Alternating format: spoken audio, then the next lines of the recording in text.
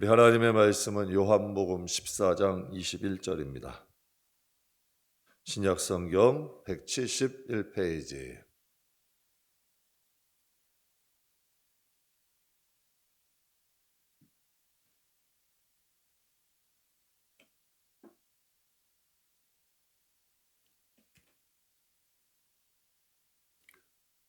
요한복음 14장 21절, 우리 다 찾으셨으면 함께 봉독하겠습니다. 나의 계명을 지키는 자라야 나를 사랑하는 자니 나를 사랑하는 자는 내 아버지께 사랑을 받을 것이요 나도 그를 사랑하여 그에게 나를 나타내리라. 아멘. 분명히 성경에 주여 주여 한다고 주님이 다 믿지 않는데요. 다 천국 가는 거 아니래요. 주여 주여 부른다고.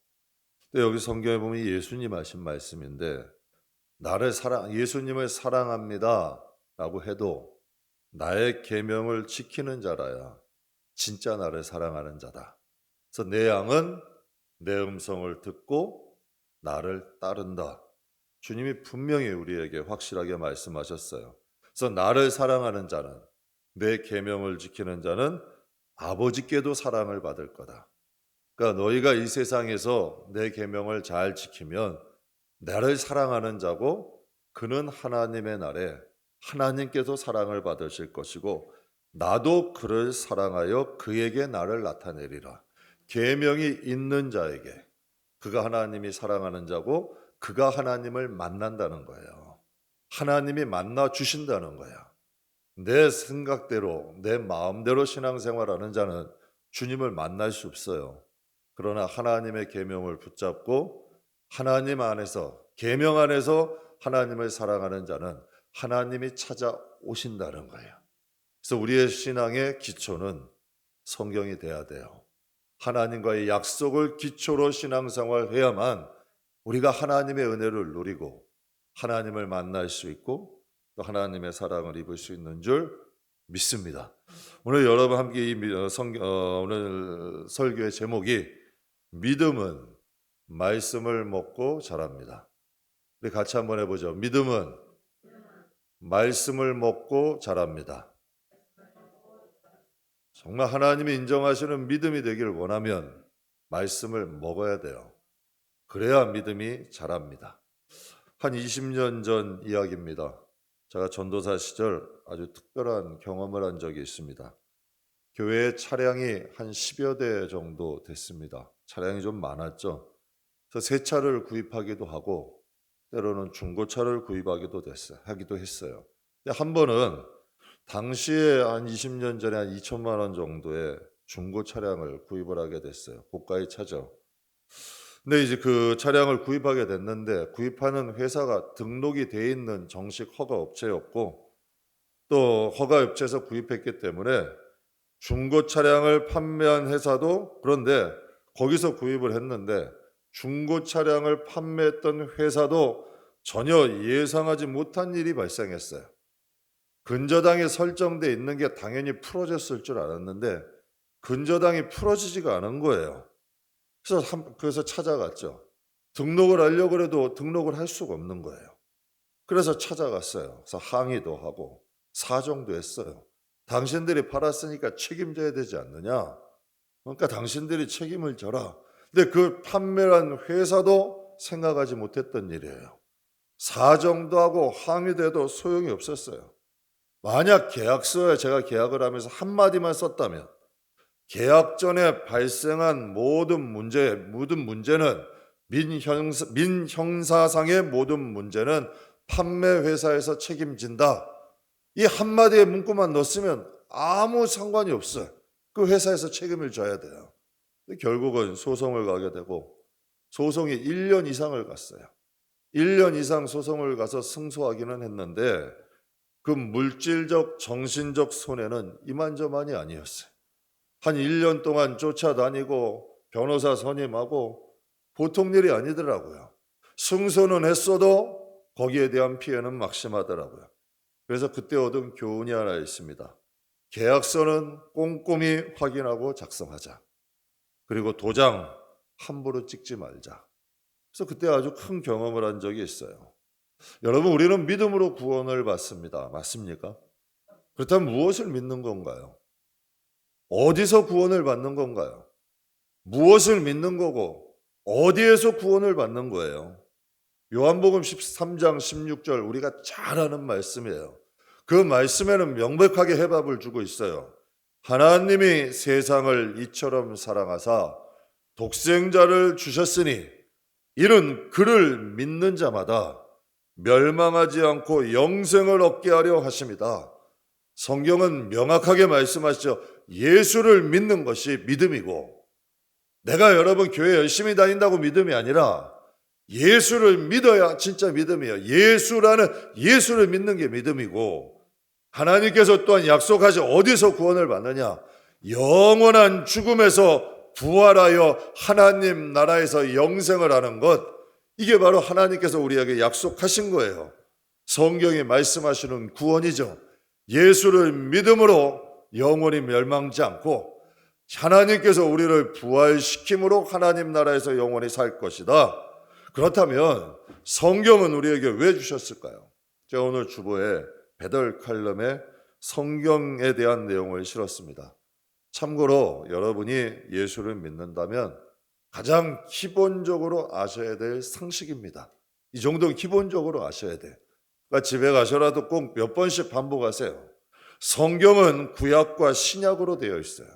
구약은 옛 약속, 신약은 새 언약이라고 이야기를 해요. 그러면 성경은 하나님과 인간과 맺은 언약이야. 약속을 의미하죠. 하나님이 아담을 창조하시고 이제 네 마음대로 살아 천만에요. 하나님이 아담을 창조하시고 약속하셨어요. 동산에 있는 모든 건 다 네 임의대로 해라. 내가 다스리고 누리래요. 그러나 동산 중앙에 있는 선악과를 먹으면 너는 반드시 죽을 것이다. 하나님과의 약속이에요. 여러분 생각해 보세요. 하나님이 처음 만들었어. 얼마나 애정이 되겠어요. 얼마나 사랑하시면 에덴 동산을 다 만들어 놓으시고 거기서 그것을 누리라고 주신 거야. 그런데 그 아담이 하나님과의 언약을 어겼어요. 그렇다면 좀 봐줄 수 있잖아요. 근데 약속, 하나님과 아담과 세운 그 언약은 변할 수가 없는 거예요. 하나님의 주권을 상징하는 거고 하나님이 아담과 맺은 계약이고 언약이에요. 그것을 먹었을 때에 아담은 에덴 동산에서 쫓겨나게 돼요. 하나님께서 아브라함을 부르시고 언약을 하셨어요. 아브라함을 부르시고 그냥 하신 게 아니에요.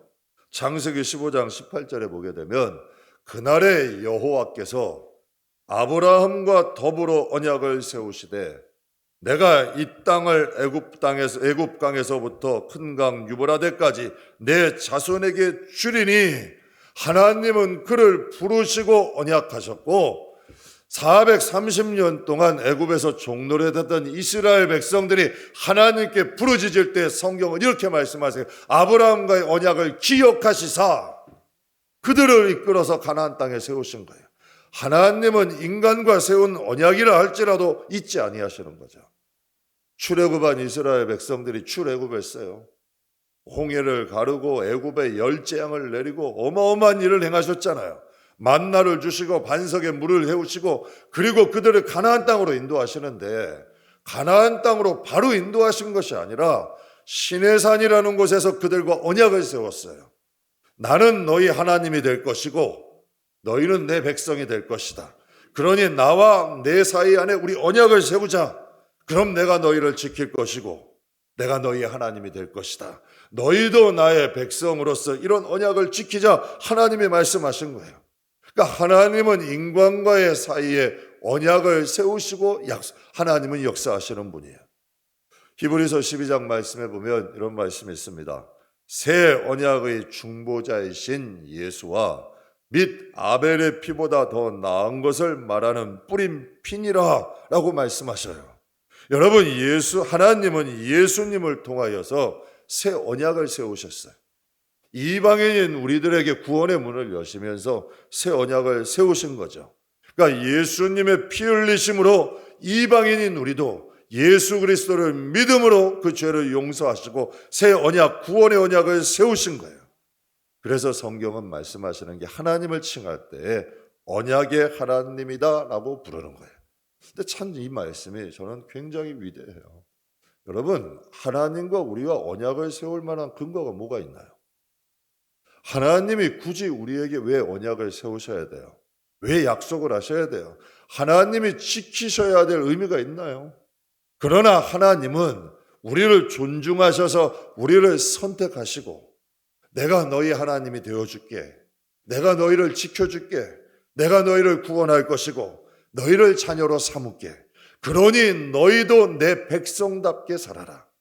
죄의 종노릇하던 대로 어둠이 좋아하는 대로 살지 말고 세상에 살던 너희의 옛 습관대로 이제 살지 말고 하나님의 백성답게 살아라.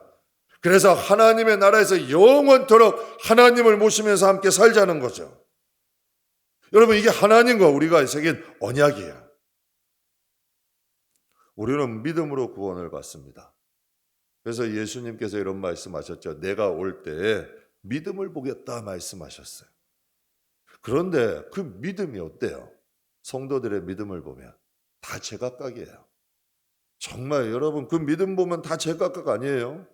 여러분, 그렇다면 그 믿음을 객관적으로 감별할 수 있는 기준이 뭐예요? 우리 다 예수님을 믿잖아요. 정말 여러분 엉망으로 신앙생활 하는 분들도 하나님 믿는데요. 그럼 그것을 감별할 수 있는 객관적 기준이 있어야 될 거 아니에요. 그 기준이 바로 성경이에요. 그래서 하나님이 언약을 하신 거예요. 그래서 하나님은 속일 수가 없는 거예요. 구약과 신약은 언약의 말씀이에요. 그래서 진정한 믿음은 로마서 10장 17절에 그러므로 믿음은 들음에서 나며 들음은 그리스도의 말씀으로 말미암느니라. 믿음은 예수 그리스도의 말씀을 들을 때 생기는 결과물이 진짜 믿음이에요. 그러니까 여러분, 내가 믿는다 해도 다 똑같은 믿음이 아니라 하나님의 말씀을 듣고 믿을 때에 나오는 결과물이 믿음이라는 거예요. 하나님의 말씀을 듣고 하나님의 말씀을 들을 때 생겨나는 결과물이 믿음이라는 거죠. 여러분, 하나님의 말씀이 도대체 어떠한 말씀이기에 믿음을 생성하게 될까요? 요한복음 1장 14절에 중요한 말씀하시죠. 말씀이 육신되어 우리 가운데 거하심에 우리가 그의 영광을 보니 아버지 독생자의 영광이요 은혜와 진리가 충만하더라. 말씀이 하나님이고 하나님이 말씀이라는 거예요. 그러니까 하나님의 말씀을 들으니까 믿음이라는 결과물이 생기는 거예요. 그러니까 하나님의 말씀을 자꾸 들으면 믿음이라는 결과물이 생겨요. 근데 여러분, 내가 내 신념이나 내 소견에 대한 갖는 믿음은 금방 무너지고 꺾어지고 아무런 역사나 힘이 없는 거예요. 그러나 하나님의 말씀을 듣고 하나님의 말씀을 자꾸 이 마음에 묵상하고 간직하면 진짜 믿음이 생기는 거예요. 그러니까 이 믿음이 우리를 이끌어가는 거죠. 이 믿음이 담대한 거고, 그러니까 이 믿음이 있으니까 이 믿음을 지키기 위해 그 어떠한 것도 이길 수 있는 능력이 되는 거예요. 세상에 감당을 못해요. 하나님의 말씀을 통한 결과물인 믿음은 세상을 이길 수가 있는 거예요. 그러나 내 소견이나 내 신념은 금방 세상의 물질 앞에도 꺾어져요. 고난 앞에도 꺾어져요. 시험 앞에도 꺾어져요. 그건 참 믿음이 아니에요. 진짜 믿음이 있으면 사정을도 갈 수 있는 거예요. 풀무불도 들어갈 수 있는 거예요. 에스더처럼 죽으면 죽으리다도 나갈 수 있는 거예요. 그러나 그 믿음은 하나님의 말씀을 들을 때만이 생긴다는 거죠. 만약 어떤 교인이 저에게 그런 말씀을 하세요. 전 목사님을 믿어요. 한 번은 어떤 분이 그러더라고요. 전 목사님과 끝까지 갈 거예요. 목사님, 저 장례식도 해주셔야 돼요. 제가 믿었을까요? 안 믿었을까요? 웃었어요. 물론 뭐 그럴 수도 있겠죠. 그게 사람이 원한다고 되는 일인 줄 아는 것 같아요. 여러분, 사람이 한 치 앞을 어떻게 알아요? 하나님이 그 마음 한뜻도 해주셔야 되는 거지. 당신이 뭐 이렇게 할 수, 천만에 그렇게 되질 않아요, 인생이라는 게. 그런데 저를 믿어요. 저는 안 목사님 믿습니다. 그런데 제가 한 말은 안 믿어. 제가 가끔 그분에게 권해요. 말대로 할까요? 안 해요. 믿는 게 아니야. 믿으면 내가 한 말을 믿어야 돼요. 정말 나를 믿으면 내가 한 말을 믿어야 되고 내가 한 말을 듣고 행동해야 돼. 그게 진짜 믿음이에요. 믿지 않는 거예요. 자기 좋은 말만 해달라 그래. 그건 믿음이 아니죠. 믿는 게 아니야. 이용하는 거지. 베델 칼럼의 성경의 내용을 함축하면 성경은 이런 말씀을 하셔요. 태초에 하나님이 천지를 창조하시니라. 창세기 1장 1절.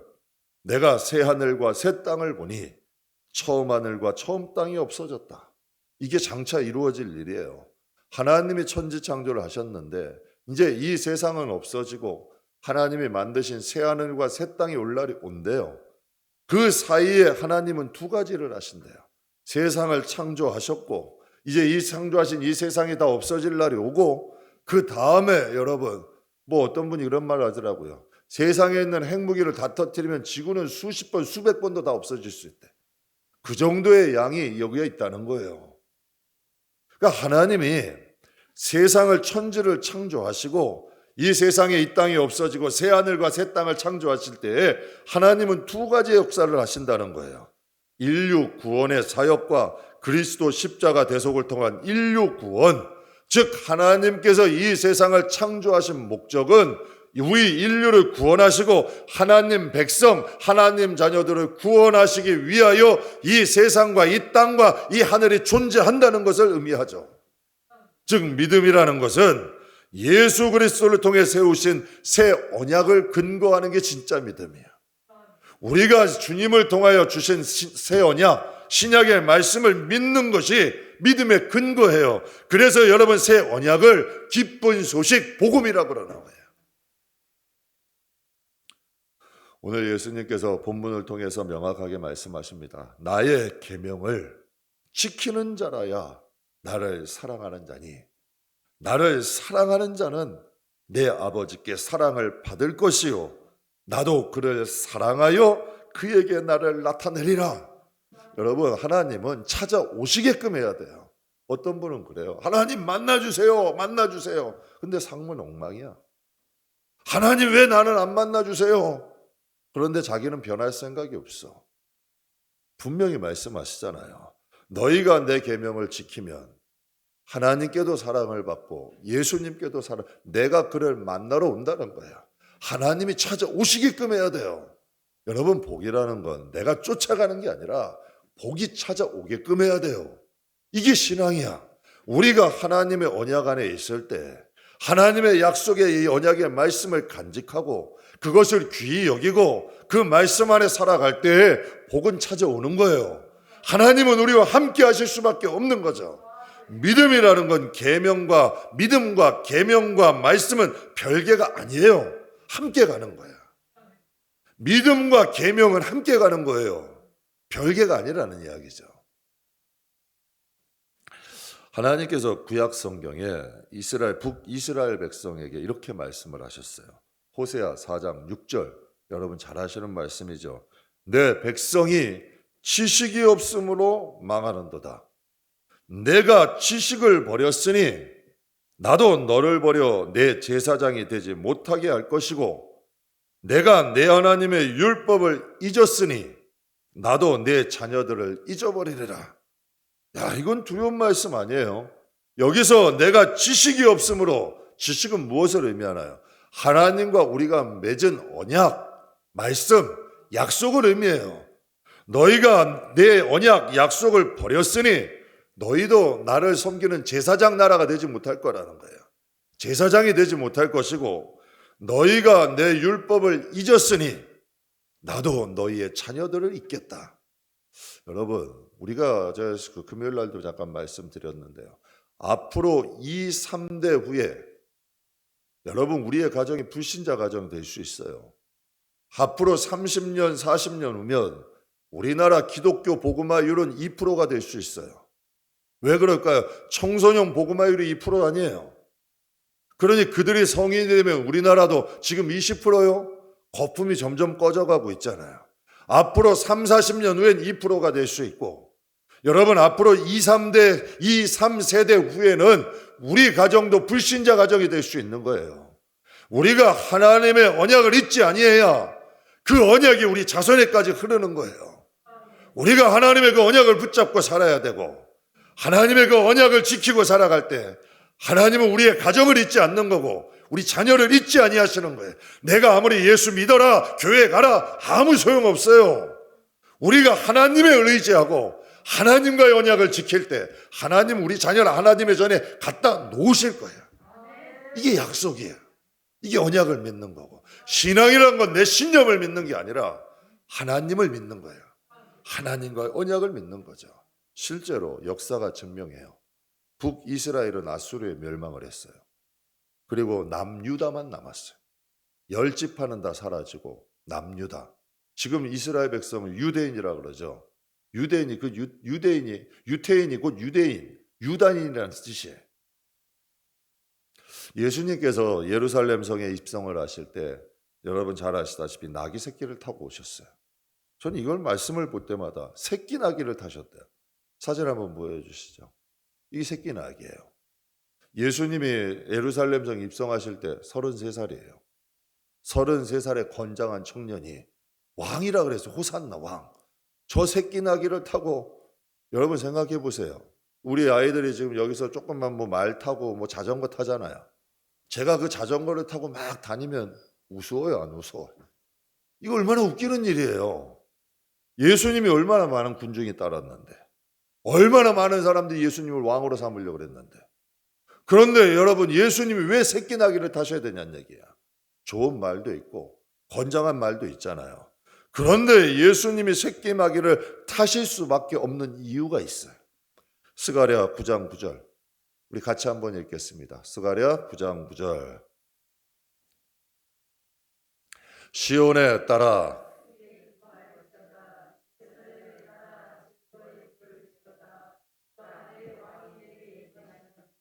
그는 공의로우시며 구원을 베푸시며 겸손하여서 나귀를 타시나니 나귀의 작은 것 곧 새끼 나귀니라. 낫기 새끼니라. 예수님 여기에 말이라고 기록을 하셨으면 예수님은 말 타셨을 거예요. 여기에 낙타라고 기록하셨으면 낙타 타셨을 거예요. 예수님은 이 세상에 오셔서 정말 이건 소름 끼치는 일 아니에요. 말씀대로 오셨어요.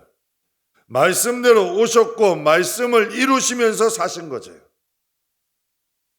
그러니까 예수님이 새끼 나귀를 타신 이유는 말은 예수님의 선택이 아니라 하나님의 구약을 통해 스가랴를 통해 약속하신 그 예언을 이루기 위해서 행하신 일이에요. 사랑하는 성도 여러분, 성경을 가까이 하십시오. 우리의 신앙은 언약을 근거로 합니다. 특별히 신약 성경을 가까이 하십시오. 지식을 자랑하기 위해서 성경 읽지 마시고 성경을 통해 하나님을 배우십시오. 아, 하나님이 이런 분이구나. 하나님과 우리의 사이는 이런 약속이 있구나. 신앙생활 내 멋대로 하는 거 아니구나. 정말 하나님이 성경의 약속을 통해 이런 복이 있구나. 그럼 우리가 기도가 힘이 있어요. 하나님, 내가 하나님의 뜻대로 살잖아요. 다윗이 그거 아니에요. 내가 여호와의 율법을 귀히 여기고 내가 하나님의 뜻대로 살았사오니 하나님 나를 구원하십시오. 다윗이 담대할 수 있었던 건 다른 게 아니에요. 그는 하나님의 말씀을 순금보다 귀했대. 그는 하나님의 말씀이 송이꿀보다 달대. 항상 하나님의 말씀이 그의 안에 있기 때문에 그는 그 약속에 근거하여 담대히 기도할 수 있는 거예요. 그러니 하나님이 그 언약대로 다윗을 인도하신 거죠. 성경의 말씀을 듣는 것으로 끝나지 말고 행하려고 노력하십시오. 그래서 예수님 말씀 내 양은 내 음성을 듣고 나를 따른다라고 하셨잖아요. 듣는 것으로 끝나지 말고 조금 힘들어도 하나님 이 말씀대로 살 수 있는 힘 주십시오. 제가 하나님 때문에 이 말씀대로 사는 거예요. 사람들이 비웃으면 어때요? 사람들이 좀 조소하면 어때요? 때로는 좀 사람들이 어리석게 보일 일도 있어요. 그러나 그건 어리석은 게 아니라 우리는 하나님의 뜻대로 사는 거예요. 하나님의 일도 사람의 정 때문에 하지 마세요. 왜 정 때문에? 아무런 필요가 없어요. 하나님의 일도 하나님 때문에 하세요. 예배도 사람 모려고 기도 길게 할 필요가 없어요. 하나님 앞에 하는 거야. 기도도 찬양도 예배도 봉사도 희생도 다 하나님과의 약속을 믿고 우리는 행하는 거예요. 이게 바로 우리의 삶이 돼야 돼요. 우리가 하나님의 말씀을 듣고 그 언약을 행할 때 영적으로 나타나는 현상이 있어요. 무엇이냐? 첫 번째, 영적인 방해가 있어요. 반드시 우리가 예수 잘 믿도록 절대로 마귀는 놔두지 않아요. 우리가 하나님의 말씀 안에서 살아가도록 절대로 가만 놔두지 않아요. 여러 가지 시험이 있고 여러 가지 태클도 있고 여러 가지 어려움도 찾아와. 그러나 그것을 말씀 막 믿고 이겨내야 돼요. 다니엘도 하나님 앞에 매일 기도하니까 여러분 그 왕의 신하들을 통하여 어떻게 하든 기도하지 못하도록 그에게 여러분 사자굴에 넣게다 쓱 협박하잖아요. 그러나 그거 이긴 거 아니에요. 사드락 메삭 아벤느고도 하나님의 뜻에 여러분 벗어나는 걸 행하려고 그들이 시험하니까 풀무풀에 넣는다는 거 아니에요. 이전보다 7배나 더 뜨겁게 했다 그랬어요. 얼마나 뜨거우면 불을 지피는 사람이 다 타 죽을 정도예요. 그러나 불탕 그을린 냄새도 안 나게 하셨잖아. 왜? 하나님의 언약의 기초에서 신앙생활한 거지. 우리의 영혼도 마찬가지예요. 반드시 하나님의 뜻대로 살려고 그러면 시험이 와요. 그러나 그거 이겨야 돼요. 뛰어넘으셔야 돼. 그게 믿음이야. 그리고 그릇이 만들어져요. 참 이상하게요.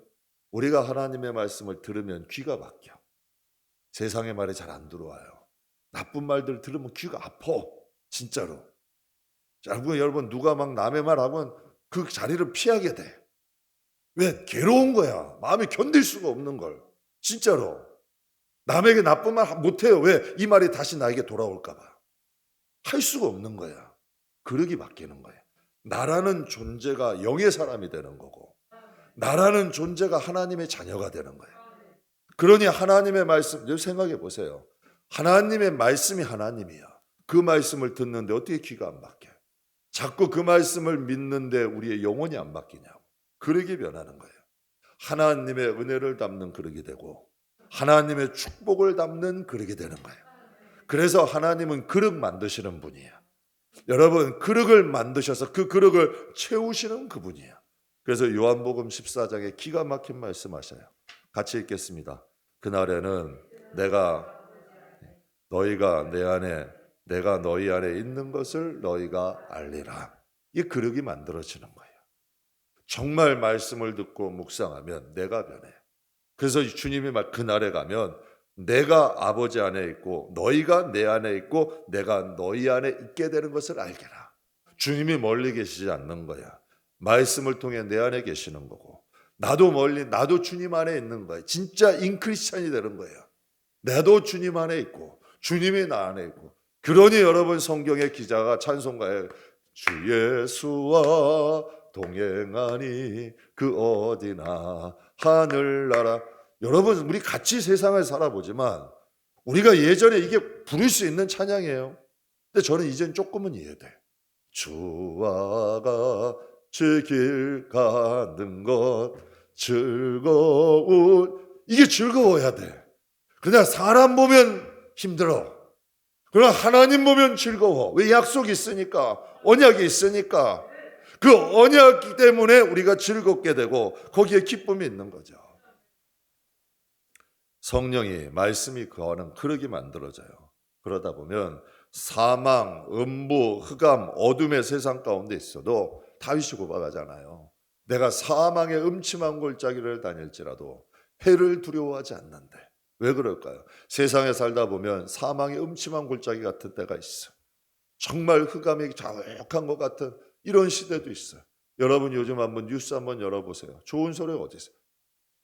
뭐 시위한다, 파업한다, 국회고 어디고 다 싸움질이야. 그런 세상 가운데 자꾸 보면 우리도 판단하게 돼. 저 사람은 옳고 그러고 하다 보면 나도 복잡해지는 거야. 그러니 자꾸 그런 것 받아들이면 우리의 영혼이 어떻게 되겠어요? 그러니 우리가 그럴수록 더 하나님의 말씀 묵상하고 하나님을 향하여 눈을 들어야 돼요. 그래야 우리의 영혼이 세상에 물들지 않고 병들지 않고 시들지 않고 하나님의 은혜 안에서 변화될 수 있는 거예요. 자꾸 하나님의 새 은혜를 공급받아야지. 하나님의 여러분 영혼에다가 꾸정물과 대상의 독물을 자꾸 먹이면 영혼은 죽을 수밖에 없어요. 그러나 하나님의 은혜가 늘 자꾸 공급되면 영혼은 살아나는 거지. 그 그릇이 바뀌는 거예요. 하나님의 말씀을 통하여 나는 부서지고 그리스도 안에서 새 사람으로 지어져 가는 거죠. 그때 세상이 감당 못해요. 세상도 마귀도 인정하는 그리스도인이 되는 거야. 내가 아무리 그리스도인이에요. 소용없어요. 여러분, 마귀들이 인정을 해야지. 하나님이 인정해야지. 그 객관적 기준, 복음을 통과해 봐야죠. 그래서 믿음 좋다 안 좋다 아무 소용없어요. 우리가 코로나라는 과정도 있고 때때로 우리에게 시험 주시잖아. 그때마다 깨달아요. 제가 이번에도 한번 톡 하나님께 좀 좋은 경험을 했어. 맞다, 하나님. 정말 제가 아직도 부족한 점이 많네요. 하나님 앞에 이거 깨닫는 거예요. 시험을 통하여 다른 게 하나님이 우리에게 시험을 허락하는 이유가 뭐가 있겠어요? 너 믿음 한번 봐라. 하나님이 우리 미워서 우리를 고생시키려고 천만에요. 하나님은 그런 분이 아니야. 너 믿음 한번 봐라. 그리고 다시 한번 점검하고 다시 나를 바라봐라. 하나님 선물이에요. 하나님 은혜야, 이것도. 하나님께서 아브라함에게 이런 말씀을 하셨어요. 창세기 15장에 아브라함이 여호와를 믿으니 여호와께서 이를 그의 의로 여기시고. 하나님이, 여러분, 아브라함이 뭘 믿었을까요? 하나님 믿어요? 아니에요. 하나님이 말씀하신 것을 믿었어요. 내 자손이 하늘의 별들 같을 거고 바라 모데알 같을 거야. 생각해 보세요. 자식 하나 없어 지금. 한 명도 없어. 그런데 하나님이 그래요. 너 자식이 하늘의 별떨기 같을 거야. 바다의 모래알 같을 거야. 우리라면 어때요? 아유, 하나님 농담도 잘하시고. 이거 하나님 주신 게 맞아? 이럴 수도 있을 거 아니에요. 그러나 아브라함은 1도 의심이 없어. 하나님의 그 말씀을 믿으니 그것을 의로 여기셨더라. 정말 어려운 가운데 있을 때 성도님들께 가라고 권을 해요. 하나님이 돌아켜 주실 거예요. 멋있게 해서 주실 거예요. 우리 함께 기도해요. 그런데 아무 힘이 없어. 아무런 반응이 없어. 그럴 때 안타깝죠. 우리가 하나님의 말씀을 믿고 가야지. 그럴 때 정말 믿음은 바라는 것들의 실상이 되고 보이지 않는 것들의 증거가 되는 거예요. 우리에게 아무리 어려운 일이 있어도 내가 주의 언약 안에 있으면 반드시 환경은 바뀌어. 내가 주의 언약 안에, 약속 안에 있으면 반드시 환경은 바뀌게 돼 있어요. 왜? 그게 하나님의 언약이니까. 하나님이 우리와 맺은 약속이니까. 다윗이 하나님께 이런 고백을 해요. 여호와의 도는 정결하고 영원까지 이루고 여호와의 법도 진실하여 다 의로우니 금 곧 많은 순금보다 더 사모할 것이고 꿀과 송이꿀보다 더 잘도다. 우리 11절은 같이 있죠. 또 주의 종이 이것으로 경고를 받고 이것을 지킴으로 상이 크니이다. 다윗이 복을 받은 비결이 뭐예요? 하나님의 말씀이에요. 하나님의 말씀으로 경고를 받고 하나님의 말씀을 지킴으로 하나님이 상을 크게 주셨다는 거야. 이게 바로 여러분 다윗의 믿음이에요. 우리가 말씀 대신 예수 그리스도를 믿을 때 하나님은 우리가 거할 곳을 예비하셔야 될 책임이 있는 거예요. 천국을 예비하셔야 될 책임이 있는 거예요. 우리가 이 세상에서 말씀 대신 예수님을 믿고 나갈 때 하나님은 우리를 위해 천국을 예비하셔야 돼요. 왜? 약속하셨으니까. 우리가 하나님의 이 말씀을 믿을 때 하나님은 우리의 죄를 용서하실 책임이 있어요. 우리가 주의 언약 안에 있기 때문에 예수님을 믿을 때 우리의 죄가 주홍 같을지라도 우리의 죄가 여러분 피와 같이 붉을지라도 주님은 용서하셔야 될 책임이 있는 거예요. 하나님은 왜? 우리의 약속이니까. 우리가 하나님을 하나님으로 믿고 우리가 예수 그리스도를 믿고 따를 때 우리의 죄는 용서받을 수 있는 거죠. 또 하나님은 우리를 사망에서 구원하시고 영생을 주셔야 될 책임이 있는 거예요. 그러니 이 세상에서 예수 믿을 만한 거예요. 예수를 믿고 조금 고난을 당하고 어려움을 당해도 하나님의 약속을 믿으니까 오히려 기쁜 거예요. 즐거운 거예요. 반가운 거예요. 왜 그럴까요? 하나님이 우리를 향하여 약속하신 것을 이루실 것을 믿기 때문에. 이게 진짜 믿음이라는 거죠. 이것이 바로 그리스도 예수 안에서 하나님께서 우리하고 세우신 새 언약이라는 거야. 새벽 예배 드릴 때 잠깐 말씀드린 내용이에요. 한국교회에 아주 존경받는 원로 목사님께서 내가 자녀들에게 성경 한 구절을 남긴다면 나는 로마서 6장 23절을 남기겠다. 이 말씀이 죄의 싹은 사망이요. 제가 처음에 이 말씀 들을 때 아니 주옥 같은 말씀이 얼마나 많아요. 얼마나 축복의 말씀들이 많아요. 그런데 왜 이 말씀을 남긴다고 하셨을까? 근데 그 목사님이 이런 말씀을 하시더라고요. 저는 자녀들을 정말 사랑합니다. 전 정말 자녀들을 사랑합니다. 저는 제 사랑하는 자녀들을 천국에서 꼭 만나고 싶습니다. 자기가 만나고 싶다고 만나지는 게 아니에요. 내가 만나고 싶다고 만나지고 내가 함께 가고 싶다고 가지는 게 아니야. 죄가 발목을 잡으면 못 가니까. 죄의 싹, 죄의 대가는 사망이라는 것을 꼭 알려주고 싶다는 거예요. 그래서 꼭 함께 천국을 가고 싶다는 그분의 마음이죠. 제가 인생을 살면서 제 자녀들에게 예림이나 영재도 자녀죠. 제가 가족들에게 가끔 이런 말을 합니다. 눈앞에 보이는 것으로 실망하지 말자. 눈앞에 보이는 것으로 인하여 실망하지 말고 편법 쓰지 말고 사람 의지하지 말고 하나님 믿고 살자. 인생의 큰 그림은 하나님이 그리시는 거다. 인생의 큰 그림은 내가 그리는 게 아니에요. 인생의 큰 그림은 하나님이 그리시는 거예요. 성도는 하나님과의 언약을 믿고 살아가는 존재입니다. 오늘 여러분과 함께 참 중요한 말씀을 나눴는데요. 믿음은 말씀을 먹고 자랍니다. 우리는 하나님의 약속의 말씀을 지켜야 해요. 하나님도 우리와 약속하신 말씀을 지키실 책임이 있으신 거예요. 그러니까 다시 말하면 믿음이 언약이고 언약이 곧 믿음이야. 언약과 믿음은 하나야. 별개가 아니야. 말씀 마무리하겠습니다. 세상에 과연 변하지 않는 게 있나요? 10년이면 강산도 변해요. 아무리 좋은 전자제품도 요즘은 2, 3년이면 신제품 나와요. 교과서가 안 변할까요? 교과서도 변해요. 과학 안 변할까요? 과학도 변해요. 의학 안 변할까요? 의학도 변해요. 다 변합니다. 그러나 오직 변하지 않는 게 하나 있어요. 하나님이 안 변해요. 오직 변하지 않는 게 하나 있어요. 성경이 안 변해요. 성경의 6,000년 역사, 성경이 기록이 되어진 건 3,500년 전 모세로부터 시작이 돼요.